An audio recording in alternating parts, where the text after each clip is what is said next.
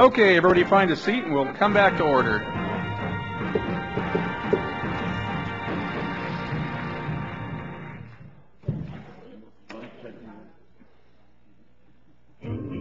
Okay, we will now have roll call some more.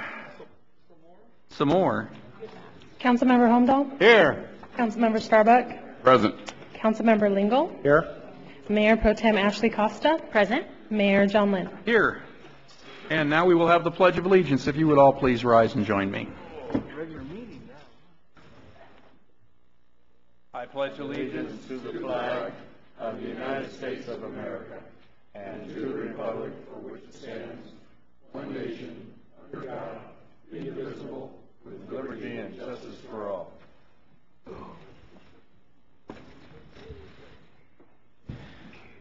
Because it's a special meeting this evening, we don't have an invocation, so we'll do the Guadalupe method. And we will take one moment of silence to speak to whoever you speak to.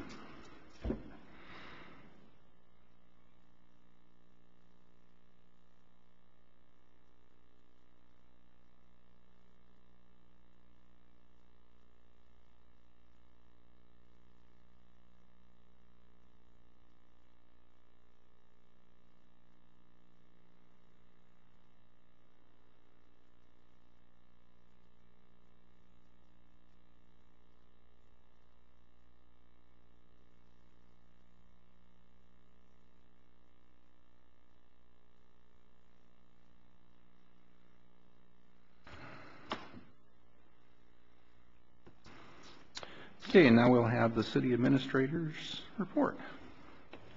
Thank you, Mayor. Just a few quick items.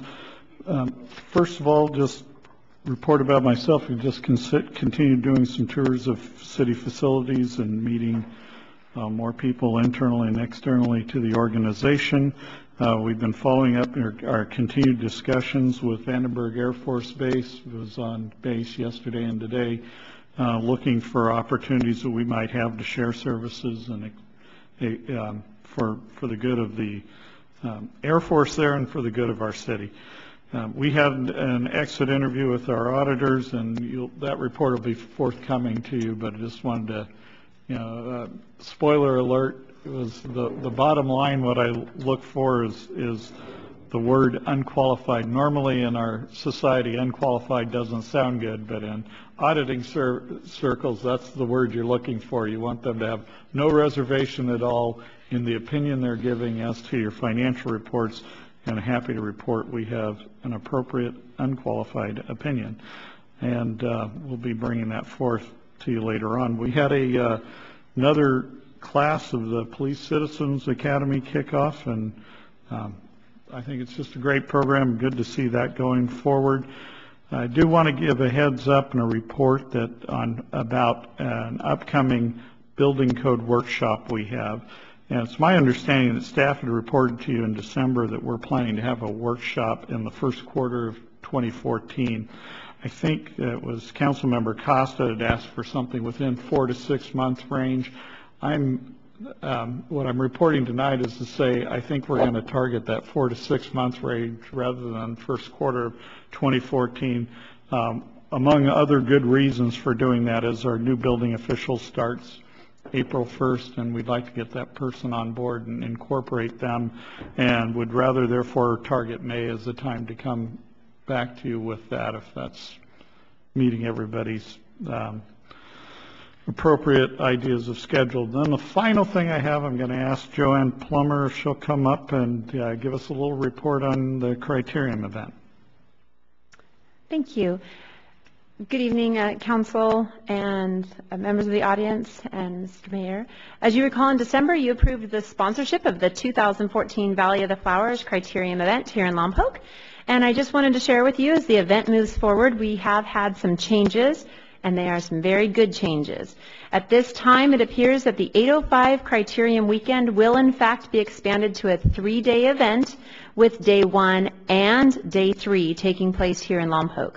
Logistically, we are awaiting final signatures on paperwork, But it appears that Friday is slated to be the twilight criterium on the track of the Public Safety Training Facility at Allen Hancock College on the Lompoc campus. Saturday's race will remain in Buellton, and Sunday's racers would return to Lompoc for the Valley of the Flowers criterium, which has been named the 2014 Southern California Elite Criterium Championships.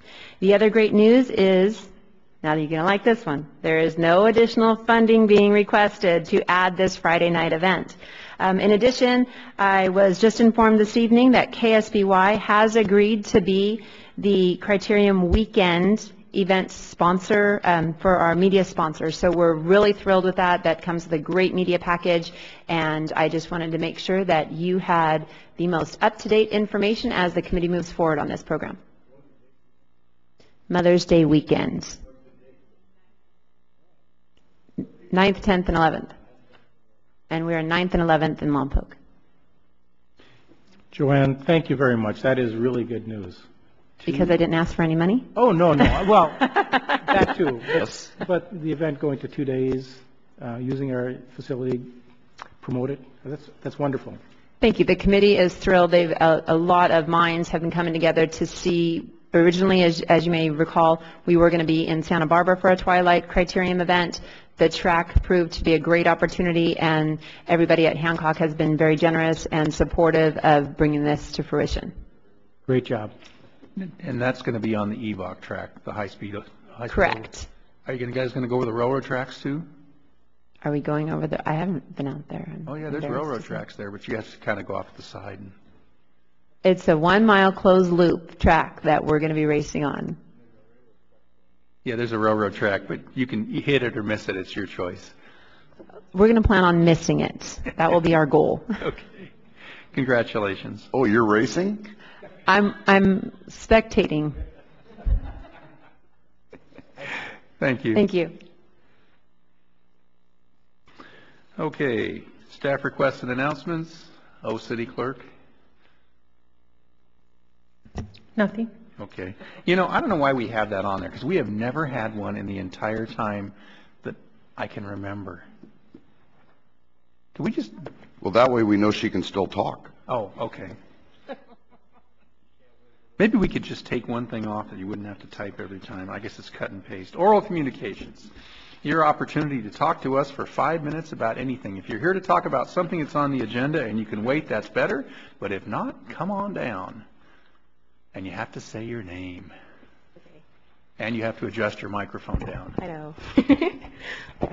Good evening, everyone. My name is Fatima Cacho, and I am a member of the Youth Commission. And I'm just here to invite the council to the leadership conference that we have been developing since last spring called Teaching Our Teens as Leaders, Mission I'm Possible. So I just give this to you.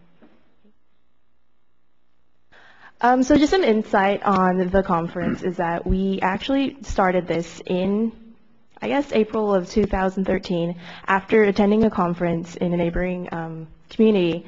And we were just so inspired and thrilled by the fact that everyone in the community was able to go, not just the elite students of certain schools. So we decided to bring that back to Lompoc. And now we have the Teaching Our Teens as Leaders Mission I'm Possible conference. And it's available to all middle school and high school students. And it's just been so much fun planning all of it. And it's been a lot of work, but I've enjoyed every single minute of it. We're bringing in amazing keynote speakers, Mike Smith and Scott Bakovich, with they each have individual and great inspirational stories to share with the students. And yeah, I hope we can see some of you guys there. And I'd just like to thank you all for supporting this event and for allowing me to serve on the Youth Commission. Thank you. And I've been handing out your flyers because I ran some off. So we'll see if we got a few more for you. Anyone else who would like to speak at this time?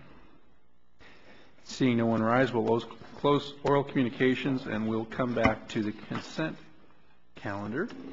On the consent calendar, item 1, we have the application to participate in the California Department of General Services DGS State and Federal Surplus Property Program. And that's the only one. I think you had one thing on that. Thank you, Mr. Mayor. If we might, just want to make a slight adjustment to the agenda item that was presented to you. Within that is the resolution 589314, and in section 2 of that, it lists the number of employees that are going to be authorized under this resolution to act, and I'm just asking we add a couple of 2 names to the 10 names that are already there. And with that, I'd like to add Larry Bean, our utilities director, and my name to that list, and we think we've got pretty good coverage at that point to take advantage of the program. So if you'd accept that modification, then we'll be ready for you to act on consent. Thank you. Well, since there's only one item, we don't have to decide if somebody wants to pull it, because we're just going to have it right back. Is there any discussion on this item at this time? Seeing no discussion, I'd accept a motion with the amendments that the city administrator proposed. I'd move with the amendments. Second. Okay.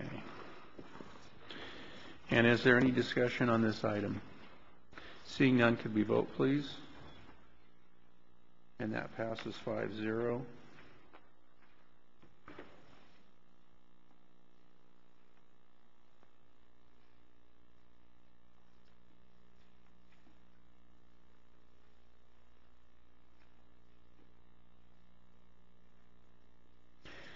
Okay, and now we're going to move to item number 2.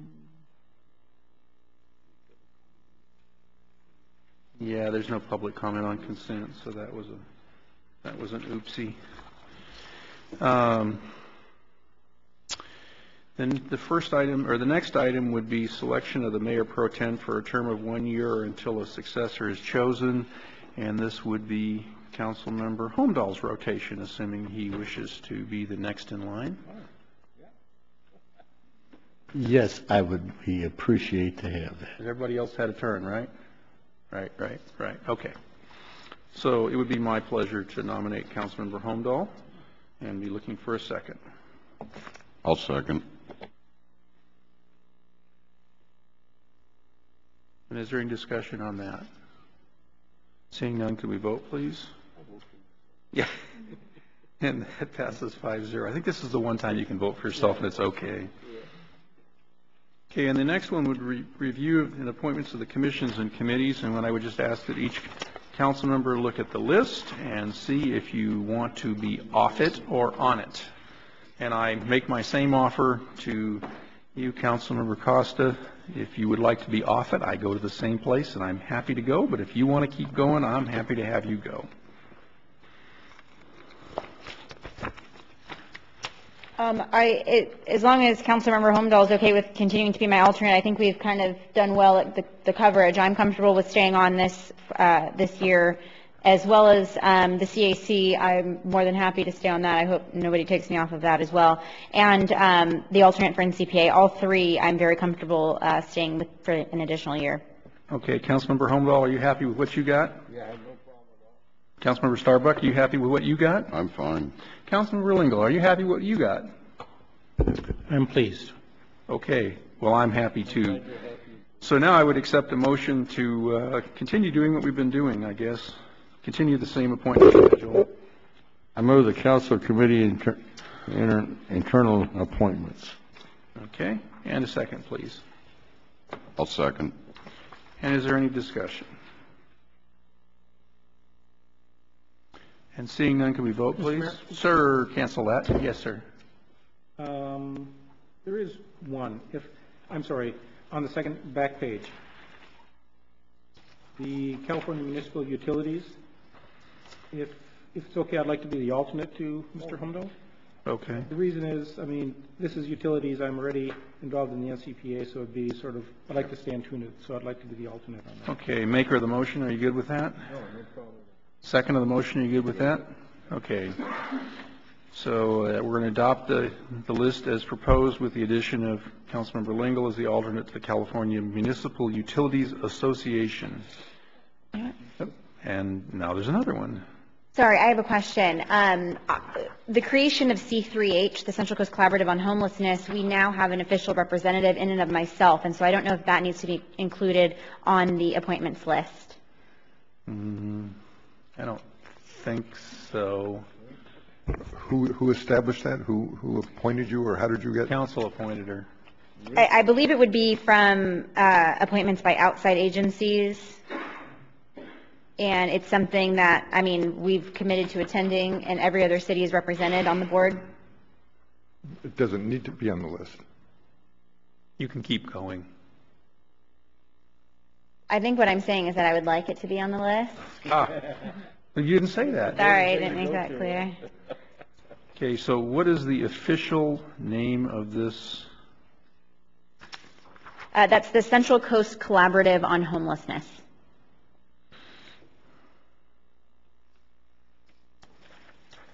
And then the status is that they meet quarterly at a location to be determined. And Mr. Mayor, since I've sometimes attend those meetings, I would not mind being the alternate. Okay. Costa followed by Lingle.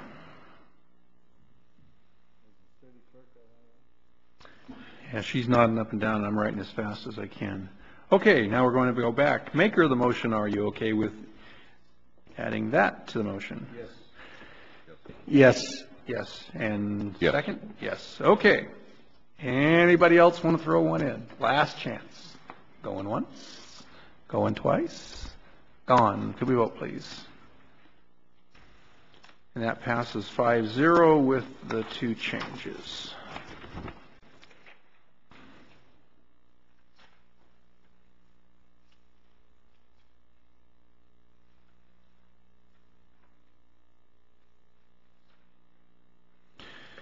Okay.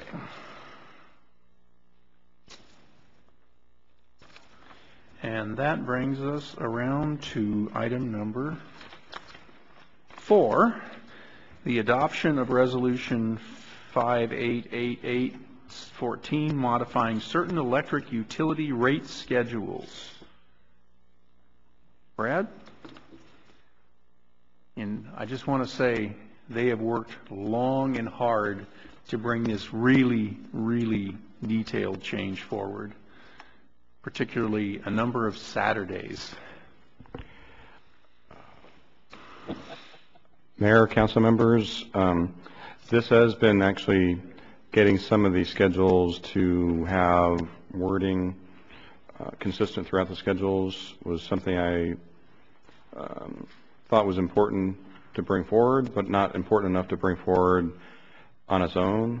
So the majority of the items that are on here that are necessary and are the net energy metering and the public benefit fund changes because of either statutory changes or council recommendations from last July of 2012.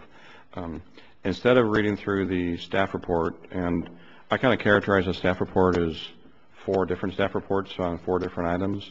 I'm going to give hopefully a fairly brief presentation on the changes.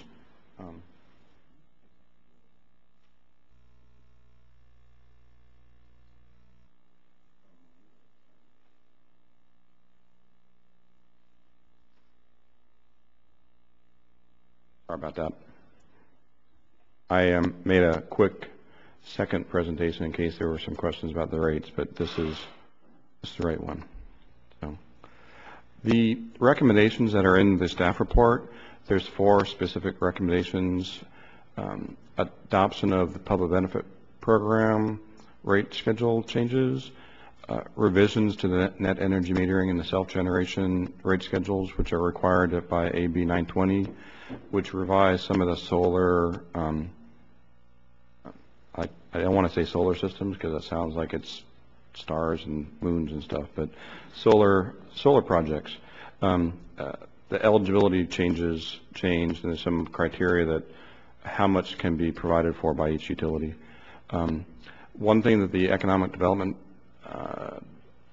Committee asked for, and we are bringing forward, is a vacant commercial premises incentive rate to help try to encourage people to fill in open and vacant storefronts.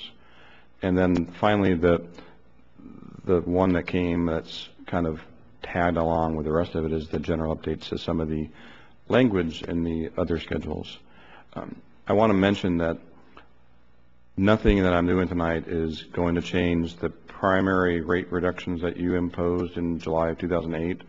Those temporary rate schedule reductions for D1, D2, A1, A12, and A13, I am not at all recommending any changes to that.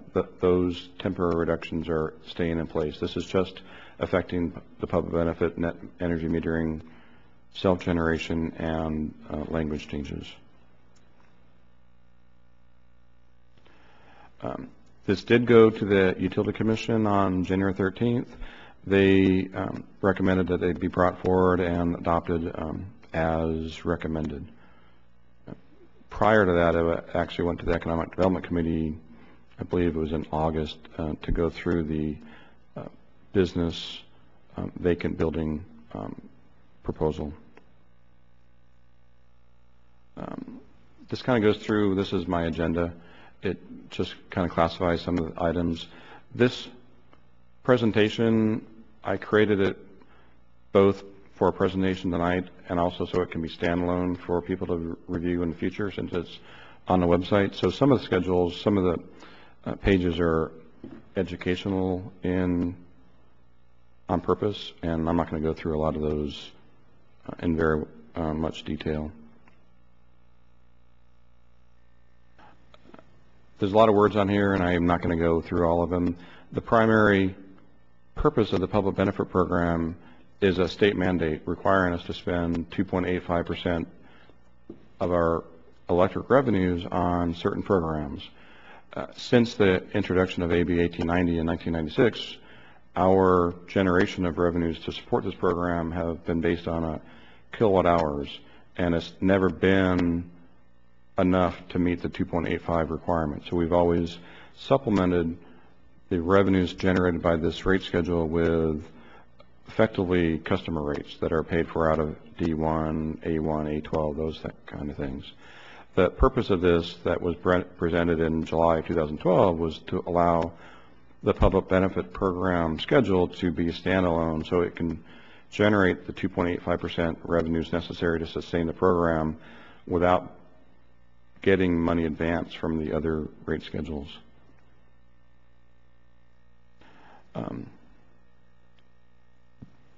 Back in July of 2012, I had asked for, and you had given me direction to come back to you 1 year later with a revision to implement this over 2 successive years.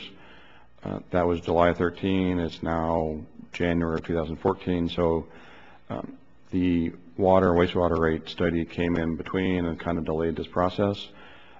My proposal is to continue the 2 phased-in process. The first phase would be relatively shorter, between March, April, May, and June, and then fully implemented in July of 14 at the 2.85% level.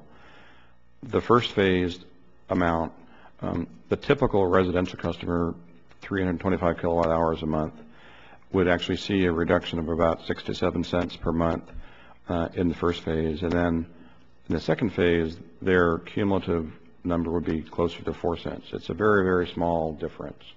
The primary difference that gets us to the 2.85% revenue that's necessary is mainly on the larger commercial businesses that have demand. Right now, we're billing everybody on kilowatt hours, but the customers that have split billings between kilowatt hours and kilowatts, they're not being charged for that revenue that's generated by demand use. And that's really what's going to be able to generate the money to get us to 2.85% of revenues. It's not going to be a large percentage increase on those big commercial customers. I looked at somebody has 60,000 kilowatt hours a month, which is a large industrial customer, would see about a $61 increase, which for a resident is a big number, but for a commercial customer that has about a $15,000 bill, $61 is still within less than 0.5% change in their bill. This is where the education comes in a little bit for the viewer out in the world, either today or later on. The 4 programs that are supported by the public benefit charge are demand side management, investment in renewables, which is basically our solar program, investment in research, development, and demonstration projects. We don't have very much of that. And then low-income programs. The demand side management is all the energy rebates that we have for lighting and appliances and that kind of stuff. The low-income programs, all these are managed by our electric conservation group. One thing that happened in the last fiscal year is that we stopped one of our contracts that is under the low-income program. By not having to manage that program anymore, we've freed up some additional low-income designated monies, which could be put back into the low-income assistance program, which right now is a $8 per month for eligible customers, up to $8 a month, which is a credit to the bill. With that additional monies, we can increase that $8 to $9. It's not part of the recommendation tonight. Frankly, it was something that the utility director and I had talked about before, but we failed to put it in the staff report. So we'll probably bring that up through the utility commission and recommend that at a later date. But what I would like to know tonight is if that's something that the council, just general direction, whether that's something that would be a direction we would want to go. Moving on to net energy metering and self-generation, those are two schedules that apply to solar and wind generation.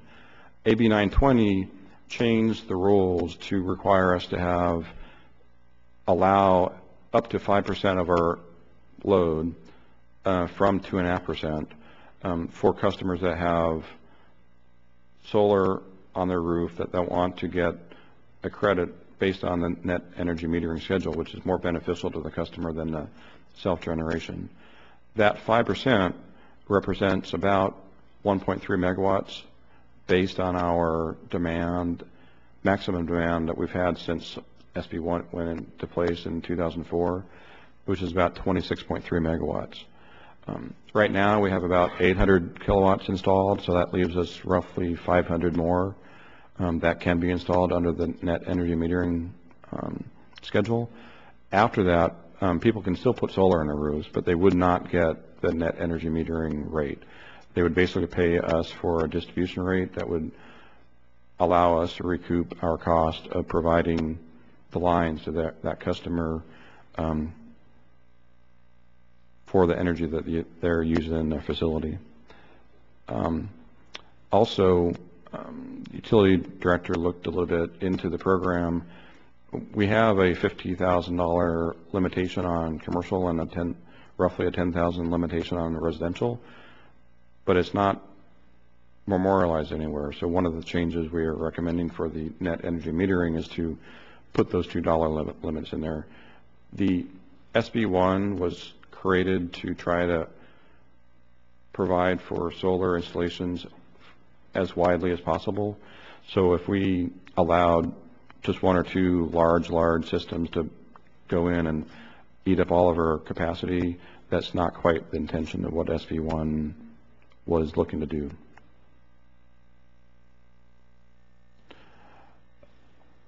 One of the questions that came up internally within the staff level was, why are we using the 26.3 megawatt level? Because that occurred right in the middle of the boom times in 2007. Since then, we've only had a maximum of 24.2 megawatts, and that happened in December of 2013, just last month. The 2007 peak allows us to have one number, and once we reach that number, we can have everybody go on the self-generation rate schedule. But it's not necessarily a regulatory point to say we have to use our maximum peak throughout the whole time frame. One thing that's kind of interesting from our point of view is net energy metering and solar installations. The idea of them is to help shave off the maximum load within California. And for the vast majority of California, the maximum load is usually some afternoon in the month of August. Our peak is after it gets dark, between 6 p.m. and 7 p.m. The December 13 peak, that is the 24.2, happened on December 9th. So our peak is when everybody has their Christmas lights up. So we're both a winter peaker and a night peaker, which is not necessarily what was thought of when they put in solar to help shave off peak loads. Our peak load cannot be shaved off by solar. So we're able to shave off our loads during the day, but that's not necessarily our highest peak. Our highest peak is even outside of Christmas lights. It's usually 5 to 7 p.m. at night. So the point of this slide is basically, if there's any interest in revising the peak that we're using, this would be the time to discuss it. So, moving on to the business incentive program, ABX 126, which dissolved our redevelopment agency, severely curtailed any kind of ability for the city to do things that would eliminate blight. A lot of the tools that we used to have are just no longer there. And looking at the remaining tools that the city has, the electric utility and its flexibility provides some ability to replace that. It can never replace all the tools that we used to have through redevelopment. One of the things we came up with between the Economic Development Committee, Economic Development Director, and the Utility Director was to propose having a temporary reimbursement program for somebody who moves into a vacant business, a vacant storefront, strip mall, something like that. The criteria we presented to the Economic Development Committee. They thought of ways that we could expand it, and many of which are laudable ideas. What I was trying to do with this schedule, since it's not going to be managed by conservation, it won't be managed by anybody but the utility billing, was to make it as simple as possible. It looks at metrics that are really easy to figure out. Was the meter in that building used for the last 90 days? If not, the customer moves in, could be eligible. If they are current with their bill for 6 months, after 6 months they can apply for a rebate. We look at what they used, we give them a rebate of 20%. The second 6 months, as long as they stay current, we look at their bill, look what they charge in electricity, and give them a rebate of 15%. The third period, the next 6 months, we look at the bill, as long as they stay current, they'll get a rebate of 5%. It's reimbursement based, so the reason why it works for us is we're able to cover our distribution costs, and over 18 months that percentage goes down, and after 18 months that business hopefully will be there for a long time, will be generating revenue at 100% for the city. It benefits them because in the startup stage, the first few months is the most critical, I would think, for getting a business to be a success. The Economic Development Committee looked at other options. What if somebody was just increasing their number of employees within their existing footprint? And to be able to manage that, we would have to add a lot more evaluation criteria that would not necessarily be just what is their bill, add a percentage of that bill, and give them a rebate to their bill. We'd have to see, is the increase in their energy usage based on 15 more people in the business, or is it because they added the air conditioning system because it was part of the code? The way I'm proposing it is to make it as simple as possible so it can be managed easily and is available to as many people as possible. One thing that this is not is a replacement of our A13 rate, which is available to large businesses that have a certain amount of load, a certain amount of demand, and a certain number of new employees that are brought into the community. That would be available to anybody that has those criteria met. It's for a much longer period. It's for 5 years, up to 10 years, with some renewable attributes to it. So if somebody who has to choose between A13 and trying to shoehorn this program into that, they would probably be much better off by using the A13 rate long term. Mr. Wilkie, if I could just clarify that the A13 rate is the economic development incentive rate. Yes. Which is a 5% reduction for up to 10 years for anybody compared to the A12 rate. This just shows some of the criteria for what a business would need to do to qualify. The location has to be individually metered. It's for certain commercial accounts. They need a valid business license, good standing with the city on utility charges throughout the term of the program. I mentioned before, it starts at 20%, goes to 15, goes to 10, and the EDC didn't want to have people excluded just because they started their business in July or August of last year, so it's also retroactive to July 1st of 2013.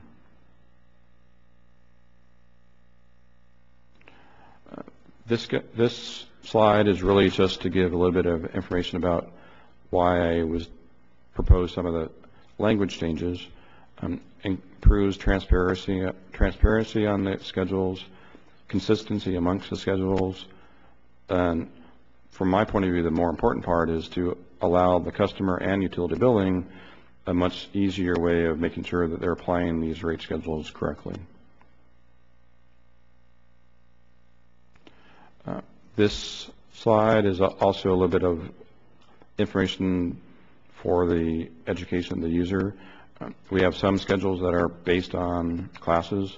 We have some schedules that are applied to those classes. The net energy metering public benefit apply to everybody who gets a bill, regardless of which customer class we're in. So we have several different schedules. Some are in the basic rates and some apply to everything.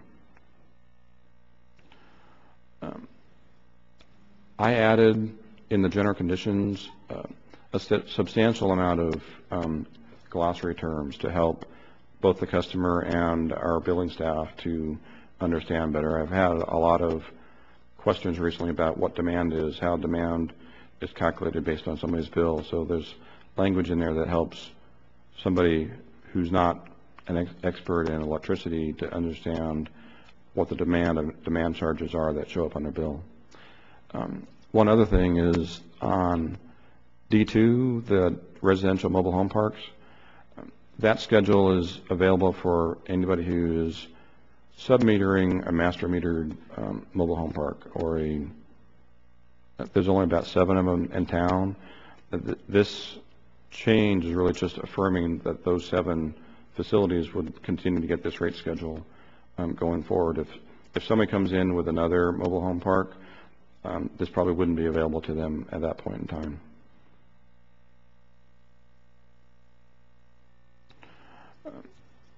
The lighting schedules used to have an LS1, which is city-owned, and an LS2 rate, which is customer-owned. Back in September of 2011, we added an LS3 rate, which introduced new schedules necessary for induction lighting and LED lighting. In looking at it, we did that to provide for the lighting that is city-owned, but there's nothing really prohibiting a customer-owned facility that is under LS2 to have induction lighting or LED lighting.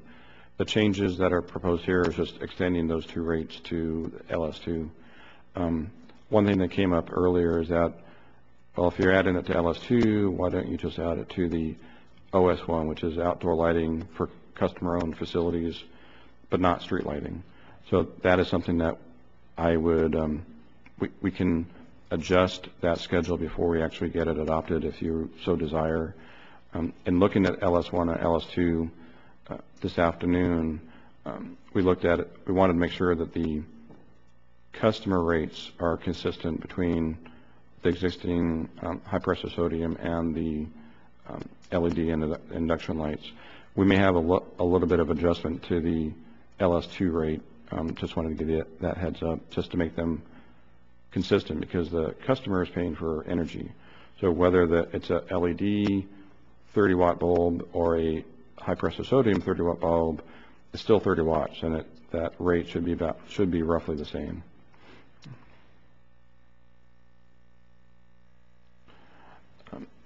Back to net energy metering a little bit. One of the effects of net energy metering is it reduces the customer bill, which is very, very good for the customer. That reduction actually is a reduction to the city's revenue as well. And right now, with 55 residential customers, the reduction that the city sees is roughly $110,000, which is a very small percentage of our revenue. As solar becomes more affordable, as more are installed, if we extrapolate that out, and I didn't put a very large amount of analysis into what these numbers are, so they could be out by 10 or 20 or 30%, maybe a little bit more, but just to give you a rationale, if we have customers meet the 5% limit, which is proposed by AB 920, the revenue loss to the city would be roughly $700,000, about 3% of revenues. If you extrapolate that out a little bit further to 25 and 50%, we could be losing up to about $7 million a year. $7 million a year is more than what our distribution O&M budget is. So looked at a different way, the purposes of SB1 was to make solar affordable, and solar is becoming affordable. But solar is only useful for somebody if they can turn the lights on at night. And for us, we have to maintain that distribution system regardless of whether the person is not paying a bill. So I'm not saying 50% here or even 25% is going to happen tomorrow or next year or 5 years from now or 10 years from now, but what we have to start thinking about is having a revenue stream that would protect our ability to maintain our distribution system. So whenever anybody turns the switch on, regardless of where the power is coming from, the light will turn on.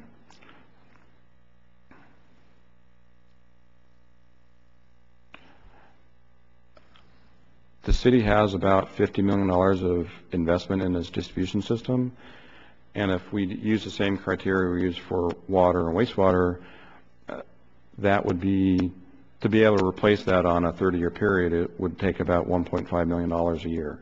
So we should be investing capital investment in our distribution system about $1.5 million a year. The average we've been doing over the last 3 years is roughly $650, a little bit less than half of that. Looking at the system as a whole and our roughly 15,000 billable meters, our distribution costs are roughly $20 to $25 per meter per month. And that's just to give you a metric to show if we were billing a $20 meter fee for customers, for instance, we wouldn't have to worry about the solar component draining our revenues now or anytime in the future. This just shows you on a per meter per month basis where our distribution costs have occurred. The blue line is O&M only, and the red line is O&M plus capital. So O&M plus capital has been somewhere between $20 and $25 per meter per month for the last 7 or 8 years. So there's a fluctuation there, but it's been within that range for quite a while. If you add to that all of our fixed costs that are part of the electric utility, that number goes up to somewhere between $50 and $60. I'm not saying we want to have a $50 to $60 meter charge, because at that point in time, that covers everything but pure energy, and so our energy component would be very, very small, and we don't even do that with water. So what I'm getting at is that we probably should have a cost of service study done. It's been since 1998 that we had our last cost of service study, which would show us the relative differences between all of our customer classes and how much each one of those customer classes costs us to provide service. Since 1991, roughly, all of our electric rates have been going up in stair steps, the same rate for every single customer class. It's been peanut buttered across every class. And as we noticed with the fee schedule update that Chief Latipow did last week, by having something that's stair-stepped for so long, there's going to be differences between the rate classes that are being covered over. And having a cost of service study would provide us with a little bit more information about where the relative rates should be for each of the classes.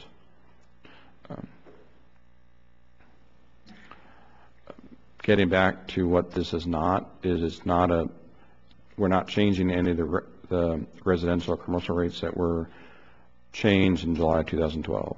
Those temporary rates are still in effect.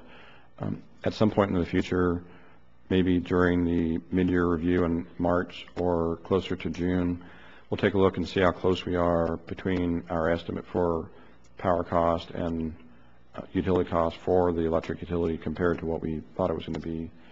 If we're above or below, we can give you a recommendation of whether we want to continue these rates or at some point in time move forward with something that's closer to the rates we have adopted. And in conclusion, just like I said in the beginning, the proposal here is to adopt the public benefit program rate schedule that's based on a percentage of revenue rather than kilowatt hours, changing the relative availability of solar projects between that energy metering, self-generation, adopt the business incentive program, the vacant premises incentive program, and adopt the electric rate schedule wording changes that are included in the resolution. And although it's not part of the recommendation, providing a little bit of direction on whether we should go forward with the cost of service study is not something we have to decide tonight. What I'm contemplating is having that either done for the 15-17 budget preparation cycle, or depending on how long it takes to do the fee study, which is quite a large undertaking as well, which is unrelated to electric mostly, maybe have the cost of service study done in fiscal 15-17. Just something to think about now and to consider for the future. So that concludes the presentation, and I'm open for questions. Councilmember Starbuck? Sorry, saw your light first. You won. Yeah. Okay. Real quick, Mr. Wilkie, I wanted to point out something here that kind of struck with me. The council had made the decision to go ahead and it says here, reflect the charge as a percentage of revenue rather than a charge per kilowatt hour. And when you flip back and you start looking at our meter tier program, if you're a tier 1 person, you're paying roughly 14, 0.14. Mm-hmm. You go up to a normal household, a larger household, somebody with a jacuzzi, a pool, outdoor lighting, or whatever, they're probably in the tier 3. They're paying double based on the kilowatt now. Mm-hmm.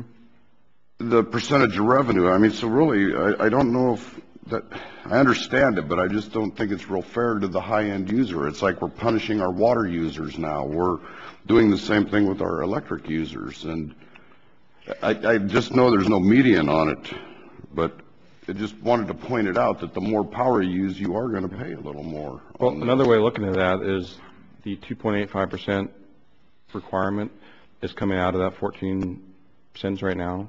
So looking at it, the person who's using 325 kilowatt hours is actually subsidizing the person who's using more.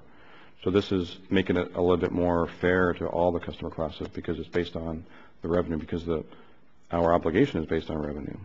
So that's one way that I was looking at it. You know, the revenue, when we hit the tier 3 guy, we're charging him double the tier 1 guy.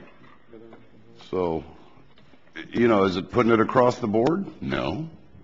So let me, I did a set of rate schedules that look at that. Brad, So, just a sec. yeah. Chief?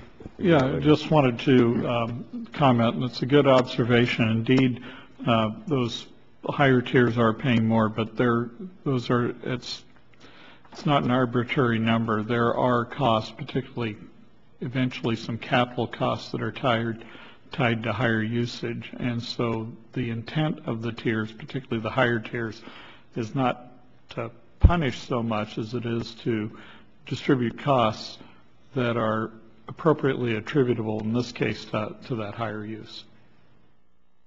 So are we talking electrical infrastructure here, or are we talking transmission rates, or all the above? I mean, why is it that we're justify, you know, somebody that's living in a small house with a dangling light bulb is a tier 1. Now somebody that's in a 3-bedroom house, has a jacuzzi and 2-3 kids running around is going to pay double.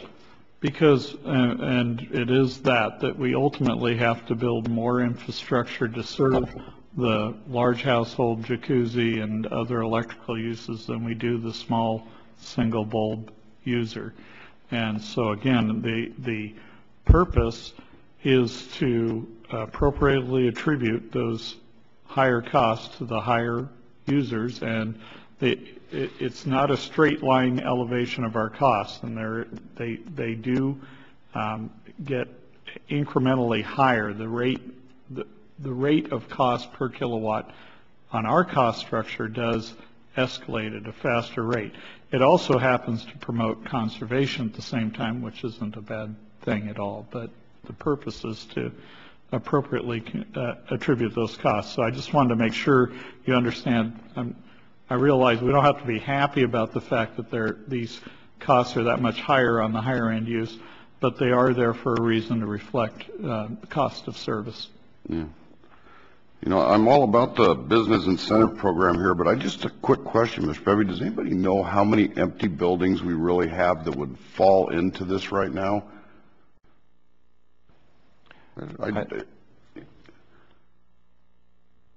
We can look at the meters that are been turned off to get an exact and thorough count throughout the city, but we can say on H and Ocean, there are, you know, a dozen and a half buildings that we are actively looking at filling the vacancies, and you know, the former Mervyn's, former restaurants that we're all familiar with and drive by every day. So it would be a great incentive. With as few as empty buildings as there are, actually, if it's worth the staff time to set up this big program, or I don't want to say big program, a very simple program, but is it cost effective for you to monitor it to fill a dozen and a half? Well, it also is a program that the customer would have to come to us to apply for it. Mm-hmm. So the amount of time that we would have to spend on doing that is minimal. Because it's so simple, we would just look at the bill once. A person who, even if we had a dozen customers do this, we would be looking at those customers 3 times. So the amount of time and that effort involved is much less than what it would be. The amount of revenue we're going to be getting from that customer by having that storefront filled. Sure. It's almost like it's beneficial even if one customer signs up for it. Understand. I just was wondering, you know, I just say that there's not as many buildings available as there are, and if there's not enough to, no, I'm convinced. The cost of service study, bro, I think it's a great thing. Like you say, it needs to be done, but my personal interest in this is the city's fee study over the cost of service study. If that's the 2 choices, wasn't that the choice you just had for us? It's not a choice of a priority, one or the other. It's the timing of when the 2 are done, and I fully agree. I think the citywide fee study is going to benefit the whole entire city. This is very important because it affects our largest revenue stream, but getting the fee structure based on our cost, or at least known what our costs are, I think is much more valuable over the long term for the city's viability on the general fund and all the other uses. So the fee study is part of the 13-15 budget already. It's already something we've committed to. It's going to be a very large project, so we want to be able to dedicate the resources necessary for that, and then we can tackle that. And that's why I'm saying either for 15-17 or maybe during 15-17. So, Thank you. Yeah. Councilmember Lingle. Thank you, Mr. Mayor, but actually my questions were answered. Thank you. Councilmember Longo. Yeah, one interesting thing is that in the past, one of the things that we looked at charges of residential or commercial such was the idea of what the rates were compared to PG&E.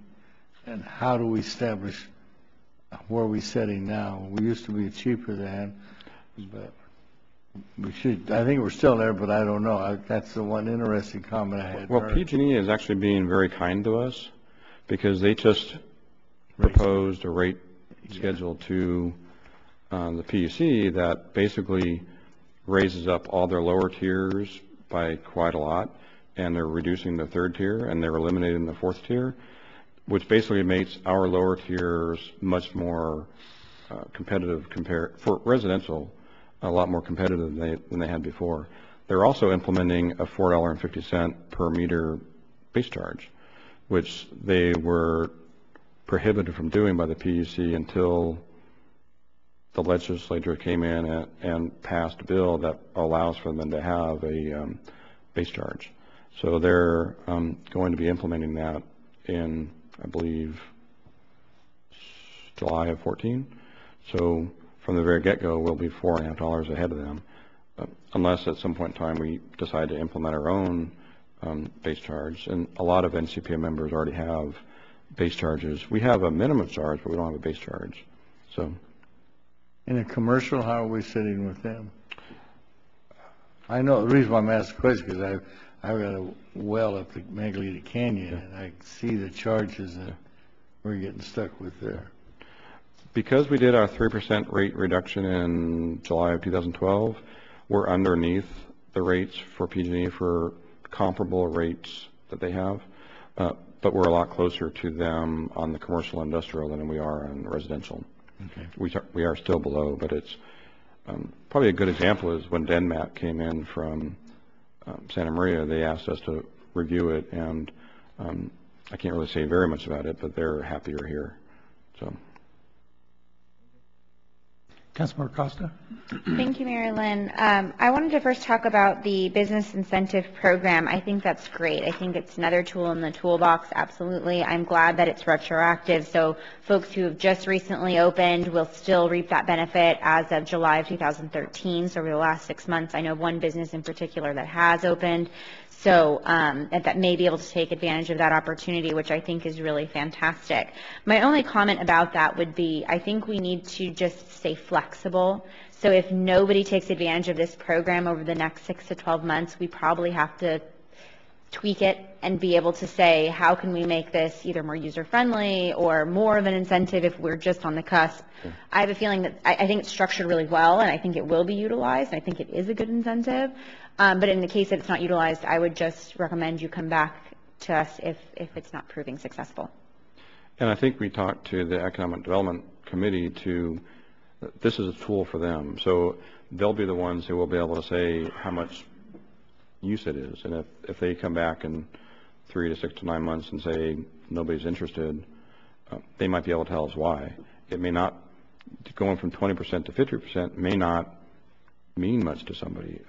So they'll be able to give us a little bit more detail on if it's useful or successful. So. Yeah, I mean, I have to say, if it even fills, one building, if we get that Mervyn's building filled from this kind of program, then to me, it's meant all the success. So I know we talked about this when redevelopment was dissolving, and I'm glad that this came back to us. Yeah. What's that? I was just going to say, when I said 50%, there is at some point in time, if we try to make it too generous, we don't even recover our costs. Absolutely. So we want to encourage them to come in, but we want to do it so we're still improving our bottom line. So. And that's why I definitely think the way that you've structured it was very smart, and I agree with that structure. Okay, so now I want to go back over, and I have a question. I'm sorry if this is a naive question. Are we currently disallowed from having a distribution charge or a base charge on our solar users? Yes. We can't charge somebody in one class a different rate than somebody else in that same class. So the base charge would, if we go down the line of having a $5 base charge, it would be applied to the whole entire residential rate class. It wouldn't be tailored just to the customers that have solar installations. And you can't have a rate class just for solar users? That's maybe less, or. I guess we could, but under net energy metering, they are able to relieve themselves of the rates that are applied under that rate class. So I think I'd have to look a little bit further and ask some questions, but I think we would be getting into an area where we'd be accused of discrimination against one small group. But just as our city administrator stated, I mean, when we talk about, use of infrastructure, there, like you said, I mean, essentially there's use of distribution, there's use of the system, yeah. Right? And we're not collecting costs for that use. Well, that's true also on customers that have vacant houses that have one light bulb and they have $2 of charges. That house at some point in time still requires the same amount of distribution expense on our part to maintain that line. So that customer is not paying for their minimum charge either. So we're looking at it from the point of view of that minimum charge collects for us throughout the whole entire agency the right amount. We're already collecting a base charge from our large commercial users. Large commercial already has a roughly $113 meter charge. So we're just extending that to other classes. So. Okay. I don't know. I guess the way that it happens in my mind is then those who are not on net energy meters, who don't have solar, are paying for their utility bill. The money is then going towards infrastructure and things like that. So in a sense, and I think we talked about this, although maybe in a different frame in CPA, we're subsidizing solar users to an extent. Those non-solar users are subsidizing solar users in that. Yeah. To that extent. Well, a lot of the NCPA users, customers, members had meter fees well before solar was even considered, and we wouldn't just implement a $3 charge without reevaluating what our energy charge is. So our baseline energy charge might go from 14 to 10 cents or something. So that it would be fairly money neutral. So that's one of the reasons why having a cost of service study would be valuable, because it would tell us what that level of a meter charge would be worthwhile. So. Okay. I think we know where the political will is continuing to go. We heard it in Sacramento that, there's few elected officials who think that, we need to get to our 33% goal and everything like that, but there's people already pushing for 50%. So we know that that's the political will. And so I think that we really have to start looking forward and figuring out how we can make that fiscally sustainable for the city. Yeah, and that 33% is across all of our customers. It's not just we're not going to get 33% from household solar on roofs. That's not going to happen. There are some legislators who would probably disagree with you on that. So just be aware, and I know you are. So. Well, we have a significant amount that we have through our NCPA resources. Our geothermal is 100% renewable, and it can count. And that's a very valuable resource because it runs at 6 and 7 o'clock at night as opposed to solar, which doesn't.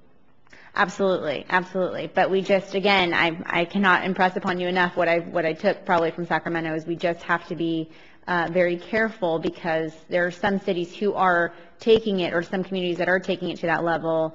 I think it was San Diego, was that the area down south, San Diego, the presentation about using rates to essentially incentivize use at certain times, which is how they could make solar work. Mm-hmm.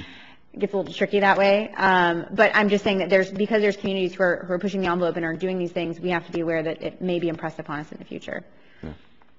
So I think the rate study and the cost of service study, is that cost of service?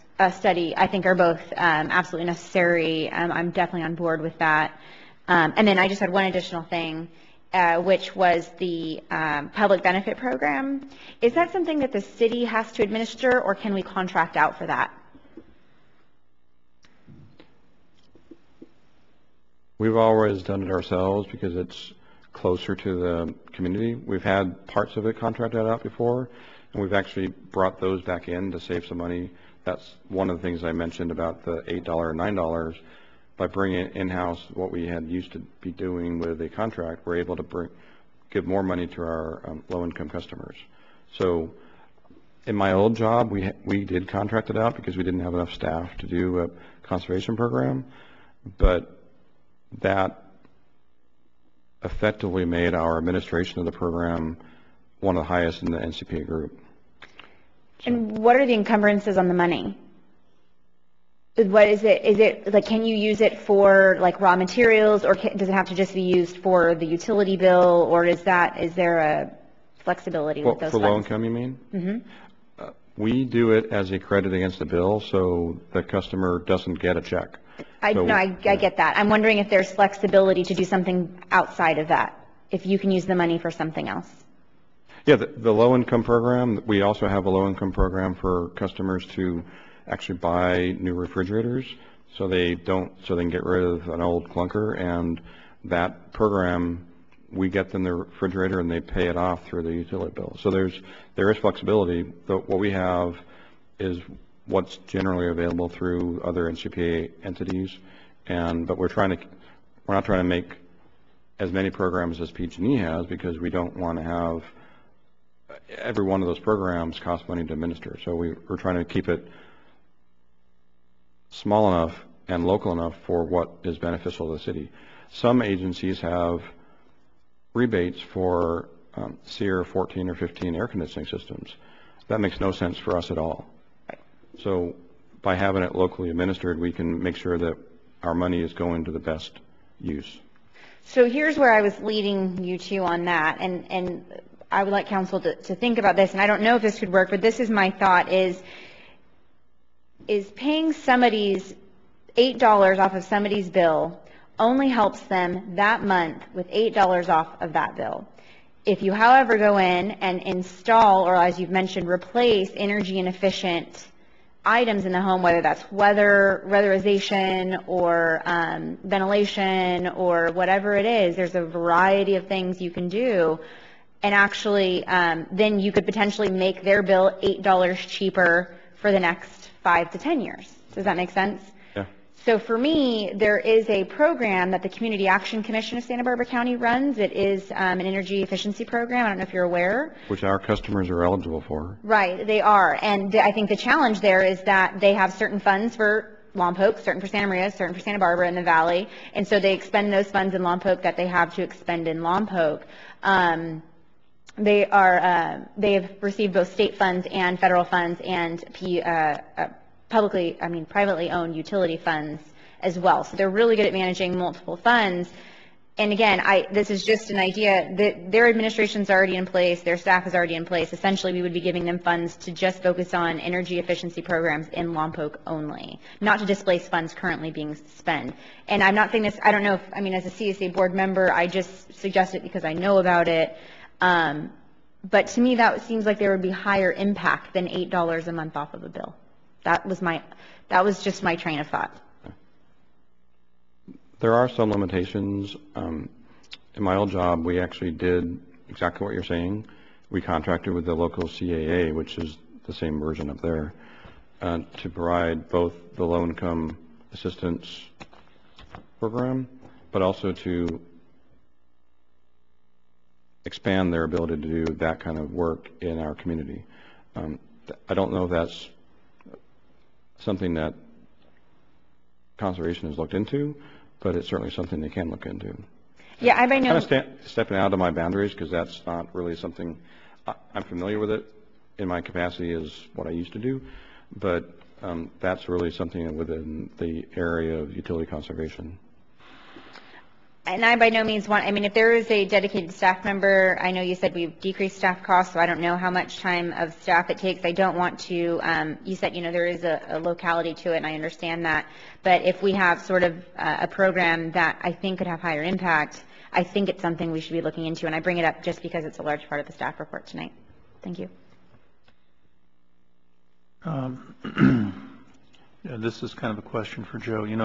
Brad was talking about the $6 and the $1 additional. Would we have the ability to make that change tonight, or are we too far down the road on the low-income rebate? He was recommending that he would come back to us, would go from 8 to 9. Would we have the ability to do that now and save coming back? Legally we could. I'm not sure whether functionally that works. Fine. You can do it? Mm-hmm. Yeah. Okay, then you would have one less thing to come back to us for, and I know you love coming up here and making presentations, but I'm just trying to save you one. I think with regard to the cost of service study, that's something that we need to get it down the road, but I'm hoping that, I'm saying that our city administrator has a lot of balls in the air, and I know he wants to look at some efficiencies through the various departments, so I would hate to rush off onto that, but we'll get there in your longer time frame. There is one correction that needs to be made, and Brad and I talked about it on attachment 11. There was an omission of the induction and LED from the outdoor lighting system, and when we move to approve this, it would just be with the understanding that the staff's going to fill those two in. They were on the other schedules, but they got left off the bottom of that one, and that's the direction that lighting is moving because it's a lot less expensive. Since you mentioned that, I'd also like to have the ability to validate the energy charge on LS2 as well for the new lighting, new lighting schedules. So, energy charge on LS2, the same induction and LED lights that you're talking about for OL1. So LS2 and OL1. Okay. And if council doesn't have any objection, I'll make the motion when we get to this so I get everything wrapped up.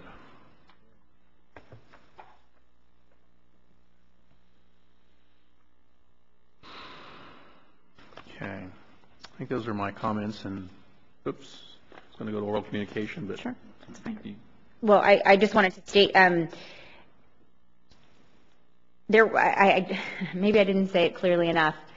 I think that we need to consider looking into the energy efficiency program through our local community action agency because it has larger and longer term impact than just providing $9 a month on a utility bill. I would really hope we can look into that. Okay.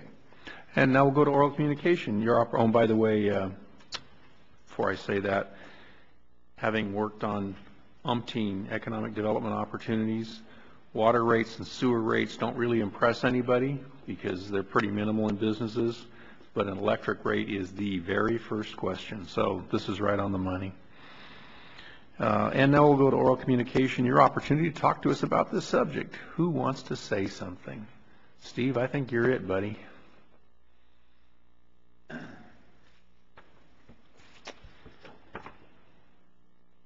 Thank you, Mr. Mayor and City Council members. Steve Pepe, Chair of the Economic Development Committee.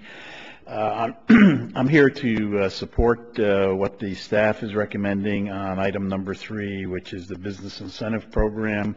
We had quite a good and fruitful discussion between the Economic Development Committee and the staff, and it's always interesting when you put two sets of folks in a room who are looking at the same problem from different ends of the telescope that you get different points of view, and the staff was very receptive to our comments and suggestions, and the ones that they were unable to carry forward with when they came back to us, they had good and sufficient reasons why not to do it. There is one, though, that we raised with them, and that's the one on expansion. The current program only goes to vacant premises. And there is a feeling among those of us on the Economic Development Committee that we need to provide a way to, for a business who, let's say, has half a floor, and then they want to take over the next half of the floor, that they should get the same ability as if somebody who came in off the street and took that half a floor that's vacant. I understand from the staff's point of view that they see a lot of administrative problems. We're all in favor, from the business side, of keeping it simple. We're all in favor of easy administration for the staff to manage. We don't think that, and it may be in the definition, but we don't think that expansion in the example I gave you is going to be that insurmountable. It shouldn't hold up your approval of this tonight, and maybe what you could do is suggest that they take another look at expansion and come back at a future time, especially after we've had some use of the program and we can see who is doing what. But we do believe that we ought to include expansion, and I'm not talking about somebody adding an air conditioner. I'm talking about people who are in part of a building and take the floor above, the floor below, 2 offices down the row from them. We think that ought to be considered. Thank you. Mr. Peve, do you think that we could roll that into something that goes with that 813 schedule and it would suffice for what you're trying to do, what would make it easy for staff? It would be a good compromise, and I think we're talking about basically the same thing almost. You know, you want to expand business, bring in so many people, the 813 schedule applies. Here you're going to expand, now you may be eligible for the 813 rate. Just a thought, you know, so we're not reinventing the wheel, just make it roll a little better here.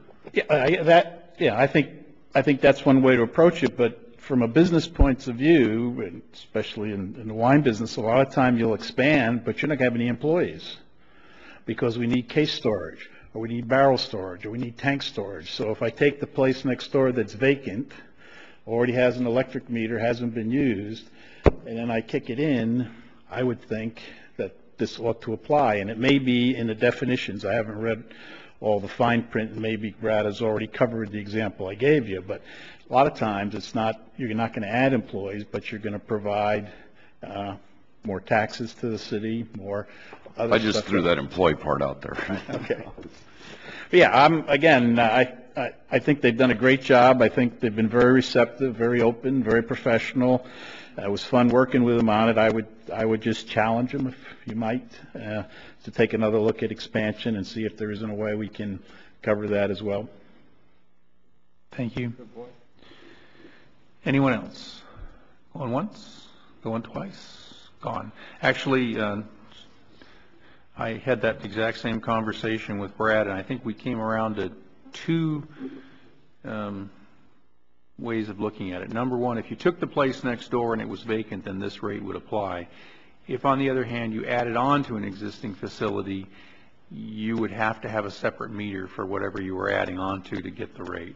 And Brad and I talked about it for about 20 minutes on the weekend when he was down here working. And I think there's just not really a way that I could see that we could make that work in some of the expansions. If it's separately metered, it's pretty easy, but and I think most of the time it would be. If you're picking up another portion of a building, it's probably separately metered. So maybe it's a little less of a problem. We should certainly keep an eye on it going forward. I need to ask the city attorney a question. I'm sorry, just a second.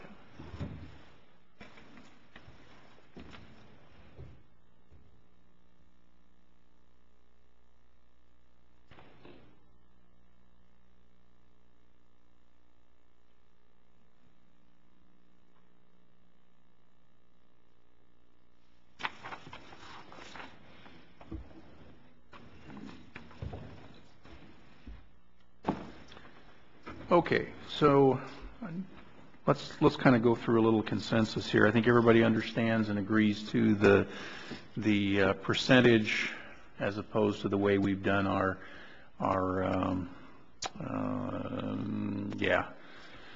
the 2.8% that we pull off. Everybody's good with that? Yes.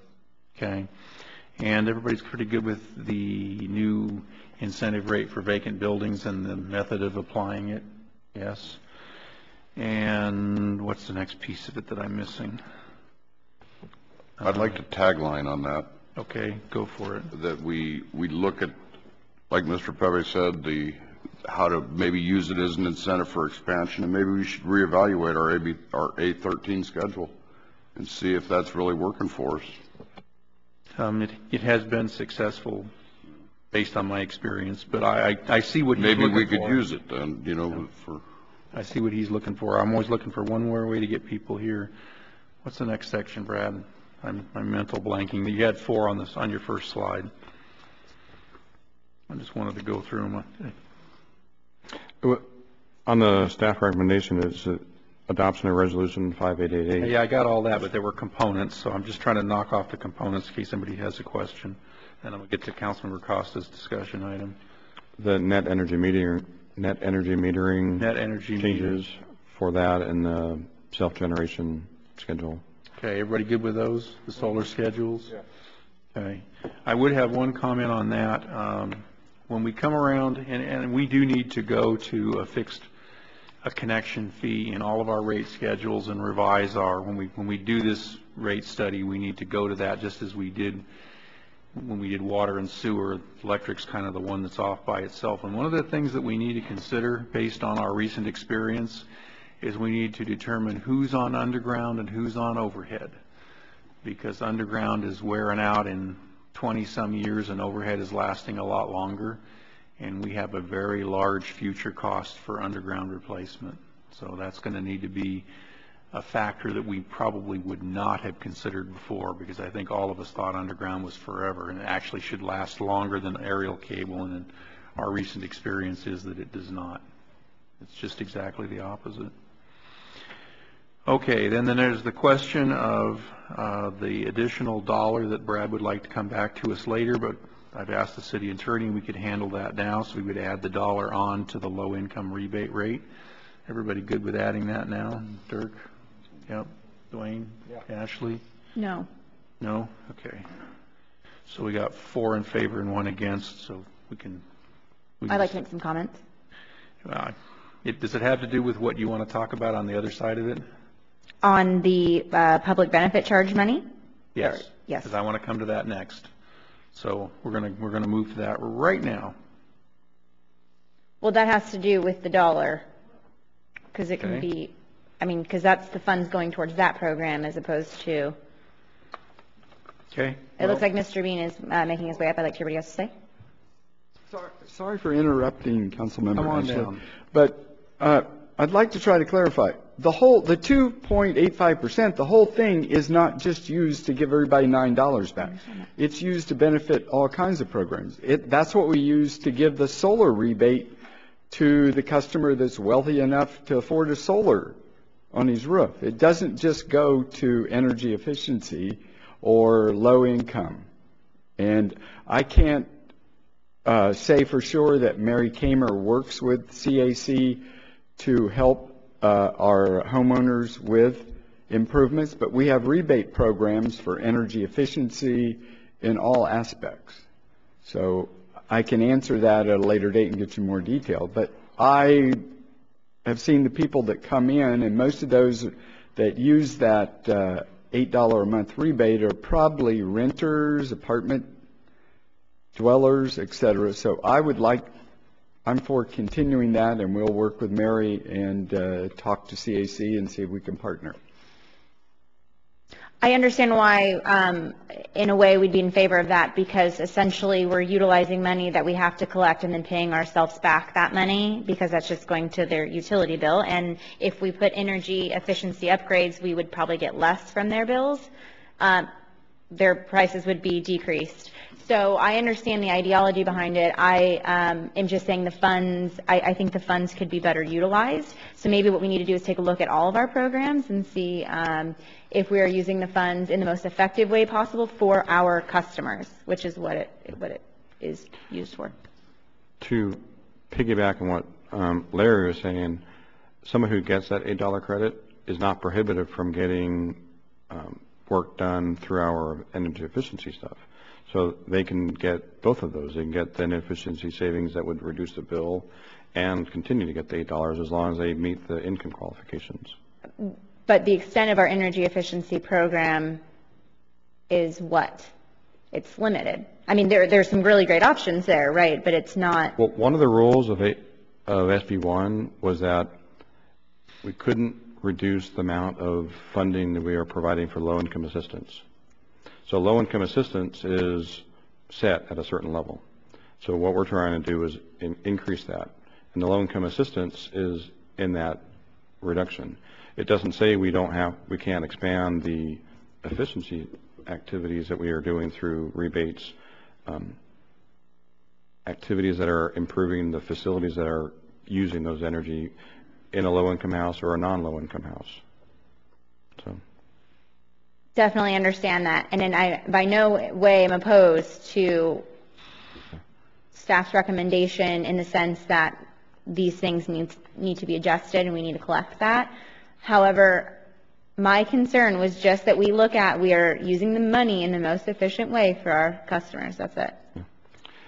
Just to give you an example, many of the other NCPA cities, to protect the 2.85% revenue for the activities that are in there, many of them have an explicit solar surcharge in their bill. And the amount that is being used to pay for our rebates out of public benefit charges would then be freed up for other things for efficiency purposes or low income. But that's the way several cities do it.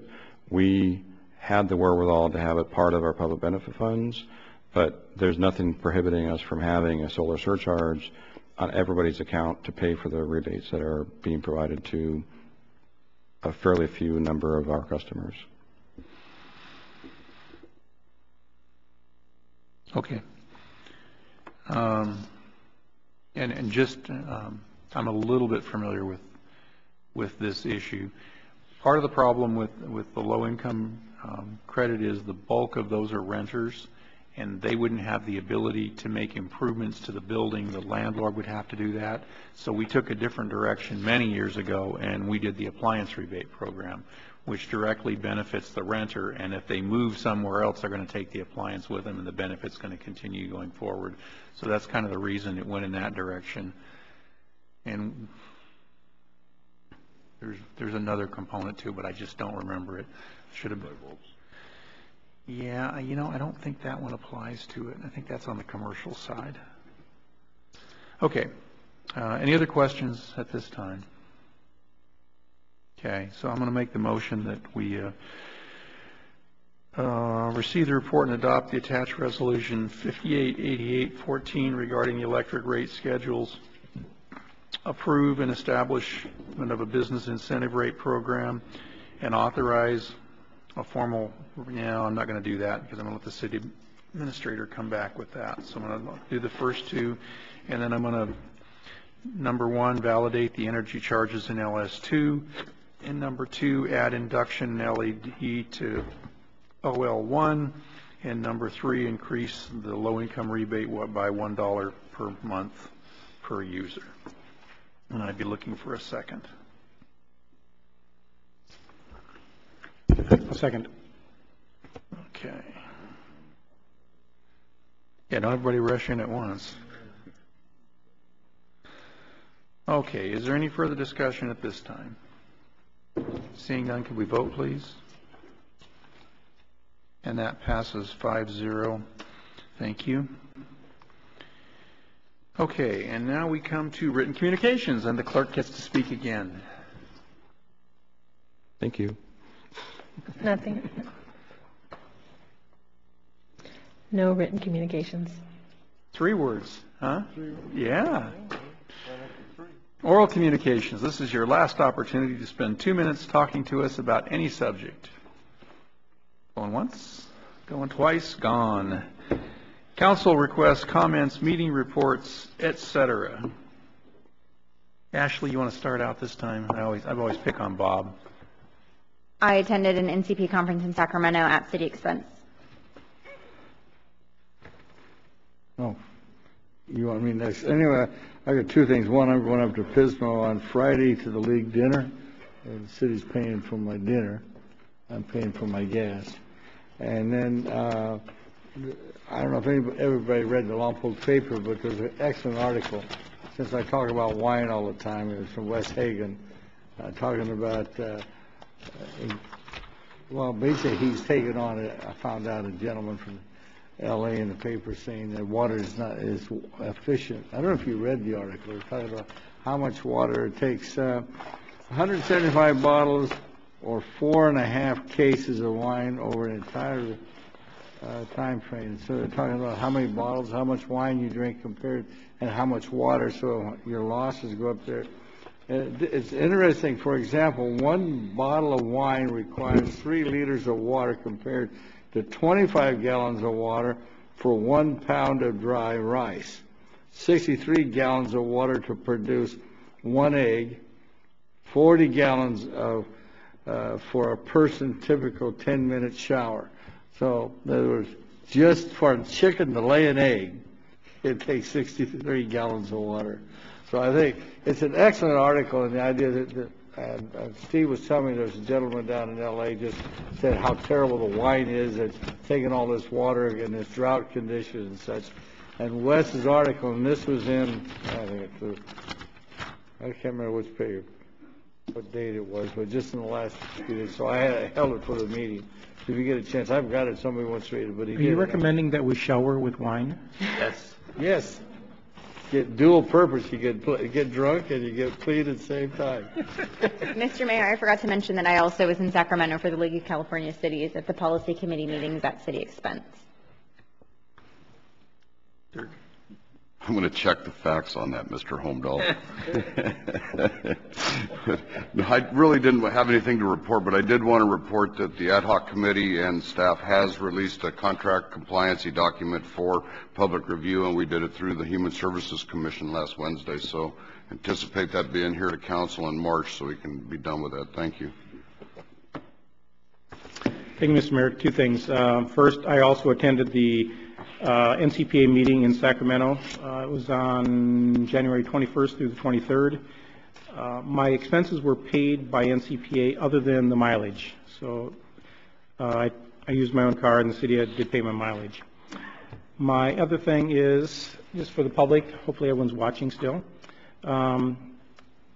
As many of you know, annually the local Rotary Club puts on a fundraiser, and the majority of the money from the fundraiser is used for some public facility or whatever. For instance, the van at the Comprehensive Care Center that was purchased by the proceeds from the Rotary auction. This year, the Rotary has selected the emergency van that the Lompoc Fire Foundation is going to be using. Firefighters will use it as well for transporting equipment and training. The Rotary will be purchasing the trailer for the Lompoc Firefighters Foundation. So I'd encourage everyone to invest your $50, attend the Lompoc Rotary function, which will be held on February 23rd from 1 to 4 p.m. at the Veterans Memorial Building. Tickets are $50. Tickets are available at various facilities throughout the town, but most specifically Fire Station 1. So to stop by Fire Station 1, purchase your tickets, and it would be greatly appreciated. Thank you. And Bob has 10 tickets to sell, so. Okay, let's see.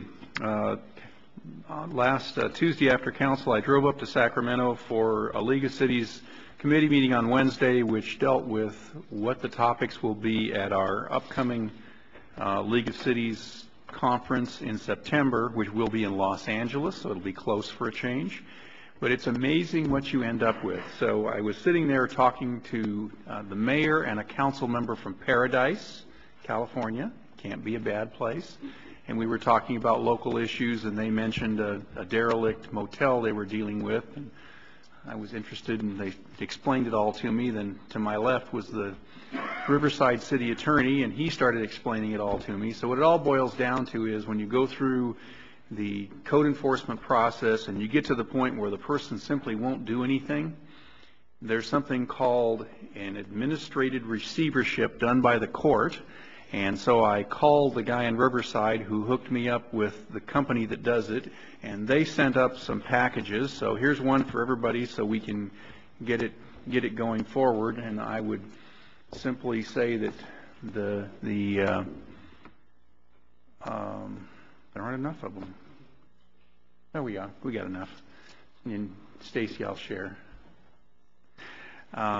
This is something I would hope the city administrator and the city attorney would take a look at and bring back to us if it proves to be valuable. I had a couple of economic development meetings last week. They came out quite nicely. I had another one meeting with a lender who wants to become more involved in economic development lending in the Lompoc Valley, and I also have the privilege of speaking to the Retired Military Officers Association and kind of rediscuss the state of the city. And then on Sunday, I went to a reception on behalf of the city to meet the new incoming general, and most particularly to thank General Helms for all that she has done, and gave her a key to the city and told her to come back and visit us every time she wants to. And it was a good group. I also got to chat with some people there with regard to our ongoing efforts with the Air Force Base to do some shared resources. The big excitement for this week was an event for Catholic Schools Week at La Purísima Church. They hosted the schools from Santa Maria, and they filled the entire place, and it was a good time was had by all. And the high point of today was the student council leaders from the 3rd, 4th, and 5th grade of Megalito School who asked a lot of really good questions. So I don't have any council requests, and therefore we will be adjourned to the regular council meeting next Tuesday. We're on a roll, February 4th at 7 o'clock p.m. unless we have a closed session. Oh, one thing. If you have not picked up your copy of the Lompoc Valley Tourism Guide, there are some in the lobby. If you would like to acquire some for your staff or your facility, contact me or contact the Lompoc Vision, and they will be happy to supply these. They had 15,000 printed, and it's a really good read. I learned some things that I didn't remember about Lompoc. Thank you for coming. Yeah, I think it's kind of